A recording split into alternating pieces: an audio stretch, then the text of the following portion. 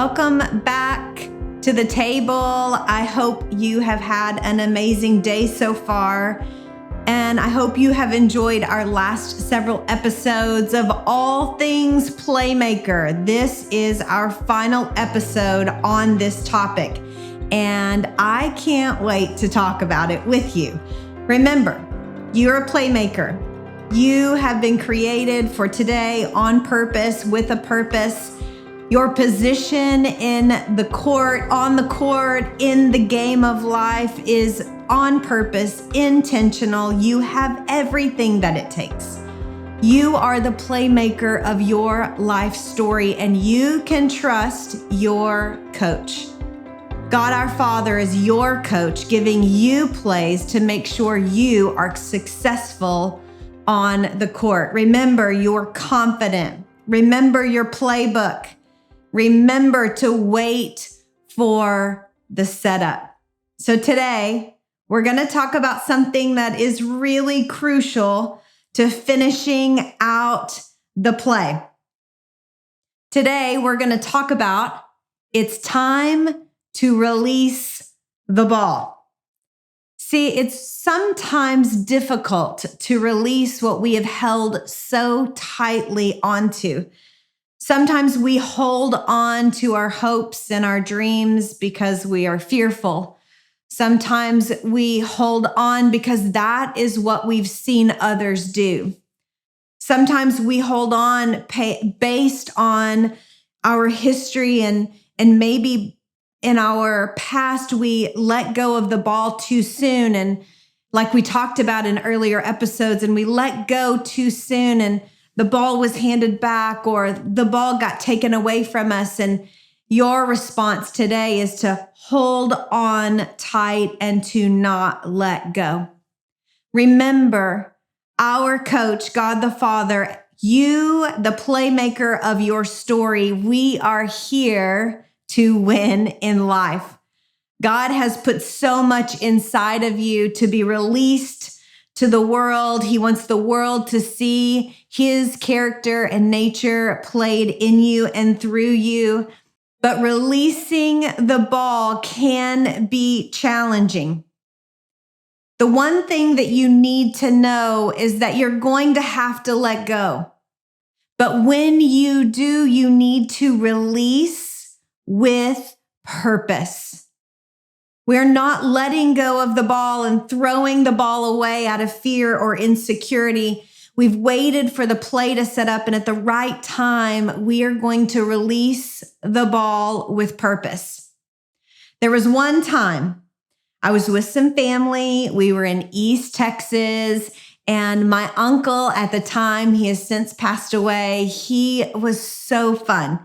He was a typical Texas guy. He was raised in boots and on ranches. And one holiday, I think it was Thanksgiving, we were all at his house. And he said, let's go to the gun range. Let's go shoot guns together.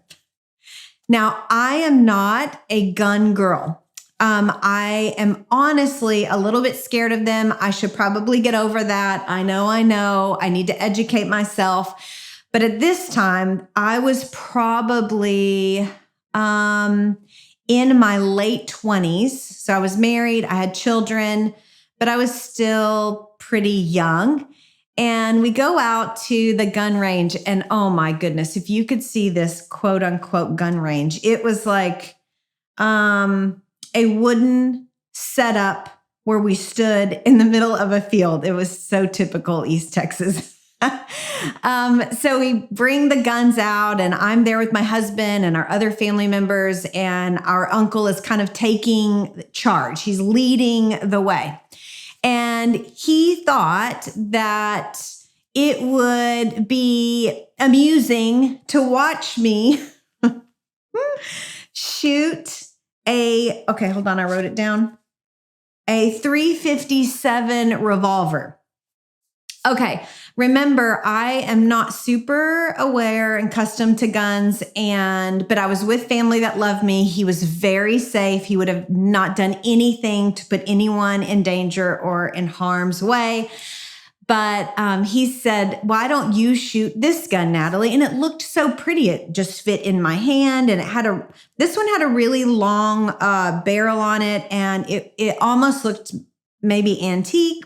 I don't know. And my husband was like, yeah, you should do it. And so they teach me how to shoot it. And he walks me through the steps and the process. But he did not communicate how much of a kickback that gun was going to have. So I am in front of everyone and shooting or pointing this gun downrange, and everyone's behind me, and Uncle Coker is verbally coaching me through what to do. And I shoot this gun, and the kickback was so intense, or I was so weak. I don't know which one it was.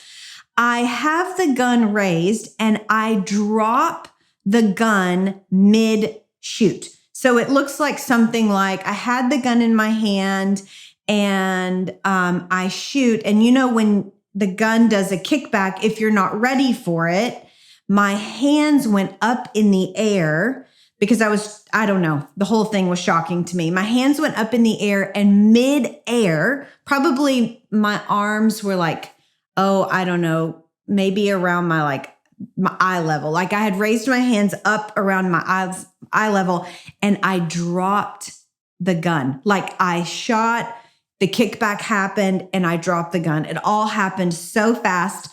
I released the gun at the wrong time, and I did not release with purpose. Thank God everyone was okay.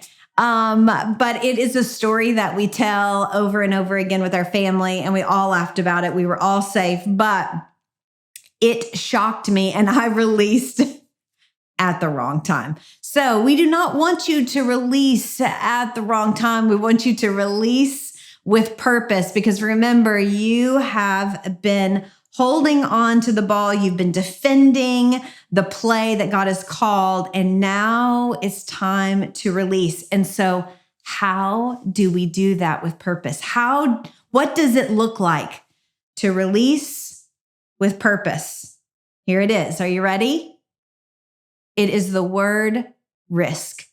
R-I-S-K. I don't know about you, but every time in my life that I have had to release the ball, that I have actually had in my hands for sometimes years, dreams that I've had in my hands for years, and ideas and thoughts and plans, and now it's go time. That can be very scary. And some of us want to hold on. Some of us maybe release at the wrong time, but I do know one thing, that risk, this idea of risk, comes along with every release. So what does RISK stand for? Here we go. R, we are going to release our doubts and our limitations. I, we are going to invest in the play that God has called. We're going to stay intentional in our season, and we are going to invest. We're going to finish strong. We are going to seize the opportunities. As you release with purpose, you will have opportunities that present themselves, and they might feel risky. Take the moment and seize the opportunity. And K, keep moving forward. Sometimes when we release the ball with purpose, when we release and we let go of and set in motion the goals, the dreams, the ideas that we have had, it's easy for us to want to stop and go backwards, or stop and be still out of fear or insecurity. Listen, releasing something out into the world, whether it's a podcast like this, oh my goodness, releasing part of me out in the world, or letting other people see you, or maybe see your leadership style, or you've taken a role in your company, or maybe you're speaking on stage, and it's a little bit scary to be seen sometimes. And sometimes it's easier to just not do it. But I encourage you, it takes risk to release the ball. Keep moving forward. It's worth it. I was trying to think of a story or an idea around this concept of releasing the ball with purpose and how it requires risk to do so. And I thought, gosh, there's been several times in my life that I've released what has felt like the ball with risk, and it's been scary. But I thought about the story of Jonah in the Bible. Okay, if you have been to Sunday school, if you have been at church with the felt boards, okay, am I dating myself? The felt boards? The newer generation, I don't know. You probably Veggie Tales. I'm sure there was a Veggie Tales episode about this. But do you remember Jonah and the well? Remember, the story that I remember as a child was he disobeyed God. He got thrown over in a boat, swallowed up by a well, and spit out on the shore. Recently, I was in a conversation with a friend. Remember, this is the table. I want you to know the importance of having conversations with people because it enlightens and it brings revelation. But he said, did you know that Jonah was a prophet? I said, no. I just thought Jonah, I don't know, heard from God to go do something and he disobeyed and he got swallowed up by a fish. I don't know. That's all that I remember from the felt boards at Sunday school.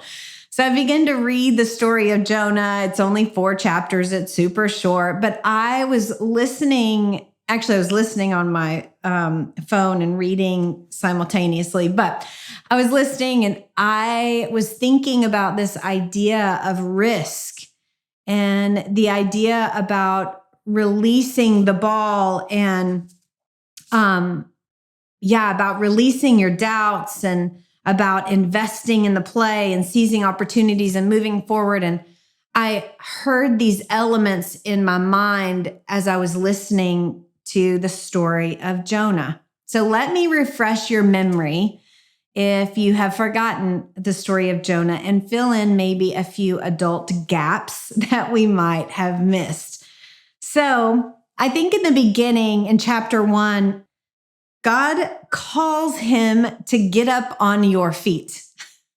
I was listening to this again in the Message translation because sometimes I can play it out like a story in my mind. And it says, God said, get up on your feet. And I immediately thought of this analogy of being on the court and God, the coach, saying, Jonah, get up on your feet. I'm calling a play. He said, I want you to go to Nineveh because the people in Nineveh are in bad shape. I always wondered why Jonah said no. Honestly, I thought, well, maybe it scared him. Maybe he heard God for the first time and the voice of God or the idea of going or leaving his country scared him. Later on in the story, I think we get a different picture on why he didn't do it, but God calls out the play to Jonah. So he gets up, and instead of going to Nineveh, it says he ran the other direction. How many times have we done that? I'm sure at least once in our life when we have heard God's play, we have done the opposite of what he's asked us to do. So he runs the other way, and he gets on a big ship, and the ship this was interesting to me too. The Bible is funny. Sometimes you just have to listen to it and play it out in your mind. It's just really comical sometimes. But Jonah gets on the ship, and it says that the winds and the waves, and it was crazy, and everyone is panicking, and Jonah just goes down and takes a nap. And I think I missed that in the felt board stories. But I thought, wow, Jonah was really, he doubled down in his, I'm running away from God. He's like, I'm running away. I'm doing the opposite thing that God told me to do because I don't want to go to Nineveh. And yep, I'm sitting here in the winds and the waves. I'm sure he was probably like, yep, probably a consequence. I think I'll just go take a nap. We'll see if it passes. So he goes down, he takes a nap. It says that his shipmates are panicking, freaking out. They go down, they wake up Jonah, and they draw straws. That's what the Message translation says. They draw straws. I can just imagine. Do you remember drawing straws? Or it's like whoever gets the short straw, that they're it. And so they draw straws. Jonah got the short end of the stick. And they said, Jonah, this is your fault. So Jonah knows it's his fault. He knows that he ran the opposite direction of the play. He knows he heard the play. God called the play. And he's like, yeah, no, I'm not going to do that. So Jonah says to them, just throw me overboard. And I thought in that moment, was he ready to release the ball too soon? At that moment, when they confronted him and they're panicking, he sees the panic in their eyes. It is a bad storm. They are going to drown. The boat is going to be like totally in ruins. I wondered at that point if he was like, release the ball really quickly. I give up. I don't know. So he said, go ahead and throw me overboard. They said no. They waited a little while. The storm did not go away. Then they changed their mind. So Jonah goes overboard. I think this is really interesting part of the story too. We know that the seas calmed down and we know that everything was okay for the ship, but it says that the people on the ship actually all came to know the Lord. I think that's pretty interesting. Even when we are in our darkest moment, and even when we hear the play that God has called and we run the opposite direction, God still works things out in the process. Pretty cool. So Jonah's overboard and he ends up, we know, getting swallowed by a fill in the blank, a whale. So he's in the belly of a whale for 3 days. I find it interesting also that the prayer that he prays, that he reflects on, is while he is in the belly of the whale, but he is literally describing what it was like to sink through the water into the abyss before he was swallowed up. He thought it was over. And he has this aha moment in the belly of the whale. And he is like, God, I will do whatever it is that you have asked me to do. You have saved my life. In the Message translation, he describes how the seaweed wrapped around him and how he sunk down, and he says the abyss of the ocean. And wow, I never saw that before. Yeah, I love the descriptive words.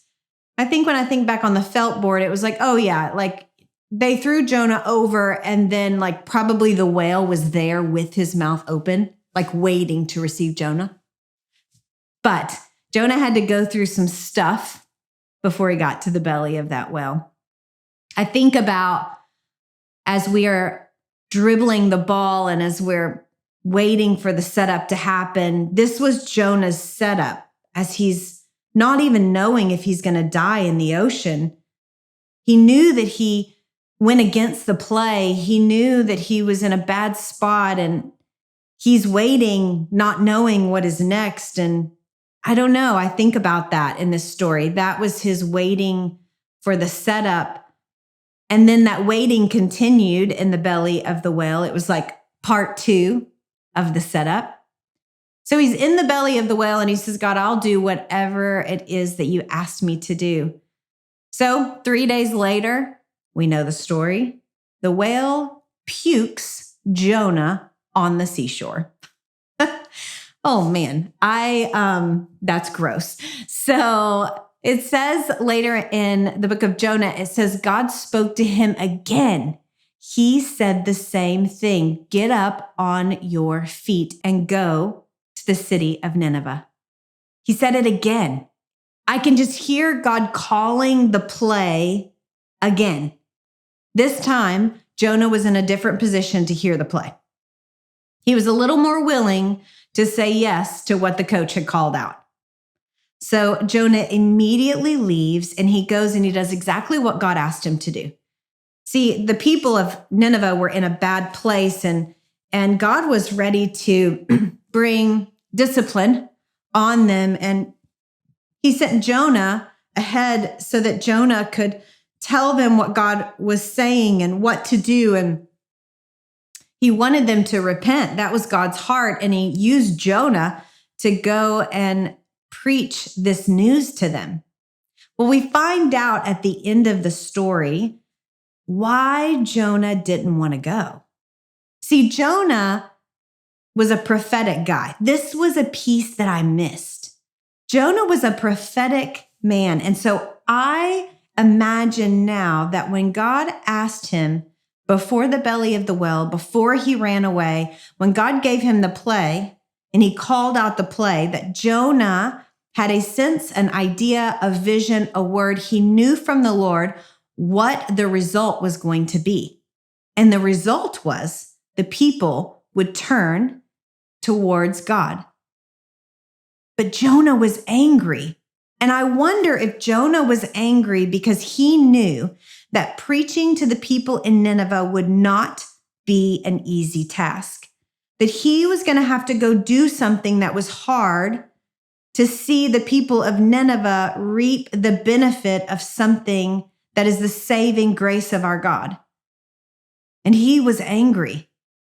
And so I'm thinking about that idea of risk and that idea of releasing the ball with purpose. And sometimes we know the end game and sometimes we might not. And sometimes we have to go through things before we see the finish line. And sometimes, like Jonah, we might be upset that, God, why are you having me do this?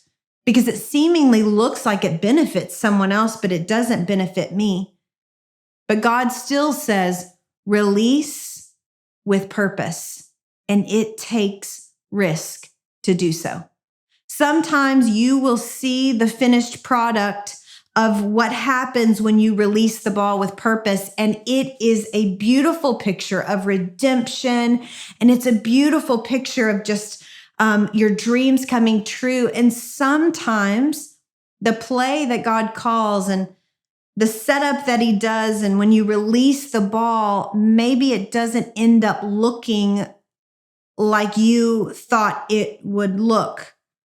Remember the difference between expectations and expectancy? I wonder if we are less expectant and more disappointed of our expectations. So when I think about the four-letter word risk, let's go down it again, the risk, R-I-S-K. And let's put Jonah's story in those four-letter words. So R, release your doubts and limitations. See, Jonah had to release his doubt and his anger. He had to release his agenda for God's agenda. He had to take a risk and release. He didn't do it in the beginning, but he did it along the journey. Okay, I invest in the play. See, Jonah finished even if he finished a little angry. We finish up the story in Jonah with this conversation between him and God, and it was a conversation where God is disciplining his son, and he's explaining to him God's heart and wanting his son to follow suit.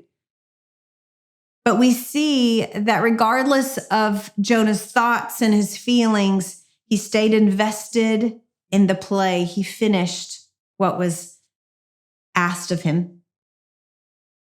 Okay, in the word risk, R-I-S-S, seize opportunities. Jonah sure did seize the opportunity in the belly of the well. He he took the moment of the 3 days and he came back to repentance and he was thankful. He turned his anger or his fear or his insecurities. He released his doubts and he exchanged them for thankfulness for saving and his salvation. And then he seized the moment by saying, God, I will do whatever it is that you ask me to do. I think sometimes we don't seize the moments, whether they are easy moments, maybe someone offers you a new job, or maybe a new door opens and it doesn't look like the door you had expected. And do we seize that moment? Or are we so hung up in our own plan and our own doubts and our own agenda that we run the other way? Do we seize the moment when we have released the ball with purpose and we're releasing what we've been holding on to, and it's time, it's go time? Do we seize the opportunities when things are presented to us that are scary or out of our comfort zone? Once you release the ball with purpose, take a risk and seize the opportunity. And K, keep moving forward. Jonah kept moving forward and he finished the play. See, it's time to release the ball. I'm sure there's something in your life that maybe you can reflect on and say, oh my goodness, God has called the play. And I have been defending myself while the setup happens. And maybe you have gotten lost in the defense. Maybe God has said it's time to release the ball and you've had your head down, focusing instead of your head up, looking on the horizon. Is God calling you to release something with purpose? So I want to encourage you, release your doubts, release your thoughts, release your own limitations. Invest in your current season. Stay intentional with where you are now. See, God says for us to plant where we are. And don't you worry, God is really good at transplanting us somewhere else. Don't be fearful of putting your roots down. Nothing is impossible with our God. Plant where you are. Invest in your current season. And when the opportunity arises, seize the moment. Do not be held captive by fear or insecurity or doubt. Seize the moment. Follow your peace, even if you feel unsteady. Listen to the peace. Remember the play that God has called. And keep moving forward. Wherever you are in this game that we are talking about, keep moving forward. Keep your eyes ahead. The last 3 episodes, and this one included, I've had a blast. I have learned a lot myself as we've been talking through this, because remember, I'm in this with you. And I hope that you have found some confidence in yourself that maybe you didn't have before. I hope that you have been left with tools to move forward in confidence, and you have gathered some tools on knowing how to wait while the play is being set up. But I think as we continue to move forward, it's the willingness to take a risk when the time is right. It's the willingness to say yes when he says to release the ball that will move you forward. At the end of the day, I know for all of us, no matter our personality types, our lifestyle, where we've come from, where we're going, what we want to see our lives successful. So I encourage you, take a risk and release with purpose when the time is right. Friends, you can trust God. You can trust him in this game of life that we've been talking about. You can trust him when he calls plays. You can trust him when he says to release with purpose. He is trustworthy. You are a playmaker. You have everything it takes. I want you to go out and make plays. You can do it.